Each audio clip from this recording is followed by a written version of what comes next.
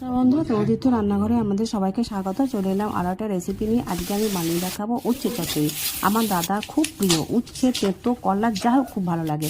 তাই প্রথমে উচ্ছেগুলোকে ডুমো ডুমো করে কেটে নিয়েছিলাম। দুটো মাঝারি সাইজ আলু আর দুটো পটল আর কিন্দুর, এগুলোকে সবগুলো ডুমো ডুমো করে কেটে আমি ধুয়ে পরিষ্কার করে নুন হলুদ মাখিয়ে নিয়েছিলাম। কড়াই সর্ষে তেল গরম করে উচ্ছেটাকে আমি আগে ভেজে তুলে নিয়েছিলাম। তারপরে ওই কড়াইয়ের মধ্যে গোটা জিরে, শুকনো লঙ্কা দিয়ে আলু আর পটলটাকে ভাজা ভাজা করে আমি কিন্দুরিগুলোকে দিয়ে দিয়েছিলাম। কিন্দুরিগুলো যেন ভাজা ভাজা একটু হয়ে যায় তখন পরিমাণ মতো নুন দিয়ে দেবেন। হলুদ যদি লাগে দেবেন, নাহলে না দেবেন না। তারপরে আমি যখন এগুলো সব সেদ্ধ হয়ে গেল তখন আমি উচ্ছেটাকে দিয়ে আগে থেকে আমার বেটে রাখা সর্ষে, পোস্ত, কাঁচা লঙ্কা সেটাকে দিয়ে দেবেন। আর বাকি ধোয়া জলটা অতি অবশ্যই দেবেন, নাহলে মিষ্টি লাগবে না। তারপরে কিছুক্ষণ ধরে ভাজা ভাজা করুন, নাড়াচাড়া করে যখন কড়াইয়ের তলাতে যখন লেগে যাচ্ছে তখন আমরা সর্ষের তেল দিয়ে দেবেন, মানে 2 মতো কাঁচা সর্ষের তেলটা দিয়ে দেবেন। তারপর নামিয়ে গরম গরম ভাতের সাথে পরিবেশন করুন, খুব ভালো লাগবে খেতে। আমার দাদা তো আজকে শুধু এই দিয়েই ভাত খেয়ে দেবে, বলে দারুণ বানিয়েছিস,